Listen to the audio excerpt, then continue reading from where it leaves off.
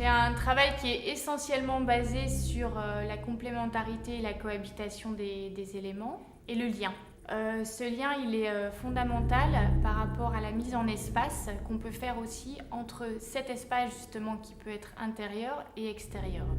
Tout comme l'architecture, je vais travailler aussi essentiellement sur les espaces.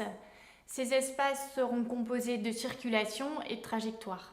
Le lien direct de ces circulations et de ces trajectoires va permettre d'amener des énergies et des fluidités. Donc je permets à des éléments qui ont leur propre individualité et leurs propres propriétés techniques de cohabiter et de fonctionner ensemble, tout comme l'est aujourd'hui notre société. Les installations, elles sont composées de verre, de textile et de papier. Donc je travaille d'abord les éléments en verre dans leur forme, puis après je fabrique et compose mes papiers, puis après j'ai un choix précis et particulier de chaque élément textile, donc de fil. Donc il y a un travail autour évidemment sur les tensions et le rapport entre le vide et les pleins. Donc tout est tissé, entrelacé, donc il y a une étude qui se fait au niveau du nouage. Et évidemment, pour que les câbles puissent évoluer librement dans le verre, il y a tout un travail technique en cuisson qui se fait à l'intérieur du verre.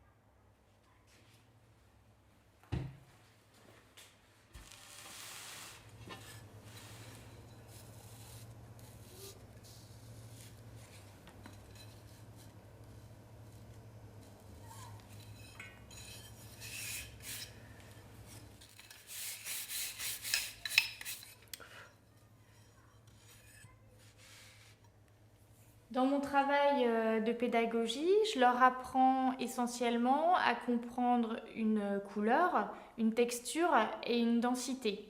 Le travail autour de la ligne est important et l'interactivité des éléments entre eux. Début, écriture, relation entre le vide et le plein par rapport à la ligne.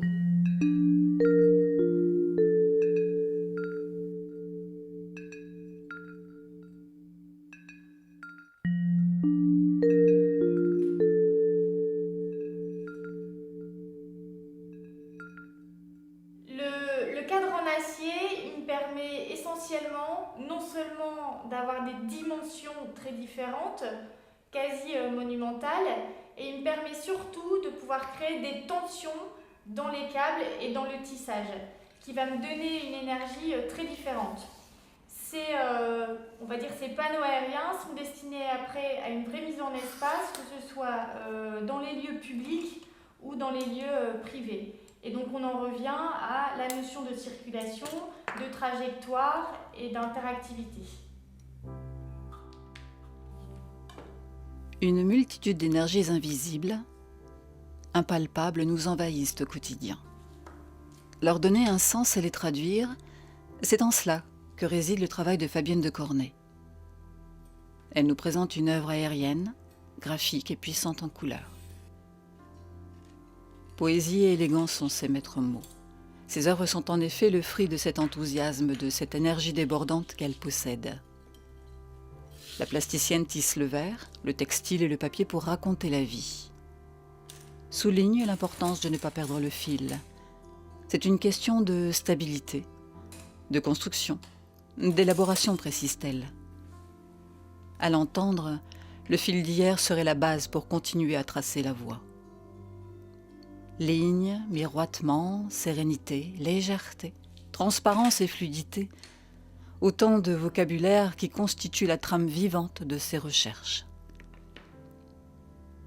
Depuis quelques années, la plasticienne suit donc son fil et tisse une interprétation du monde et ses réalités dans des installations mobiles qui évoquent la trame textile.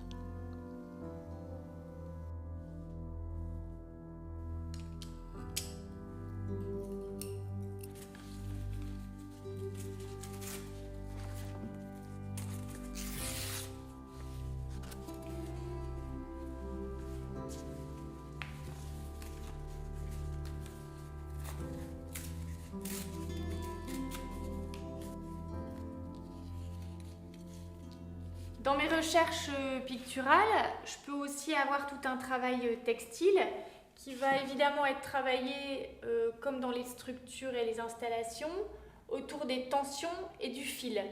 Ça me permet de pouvoir proposer des performances art-danse. Donc ici, on a un travail autour de la tarlatane qui peut également arriver dans un travail de toile sur des éléments beaucoup plus bruts. Ici, on retrouve les élastiques plus ou moins épais qui créent des structures, des rythmes et où on retrouve l'idée de la danse et donc du corps.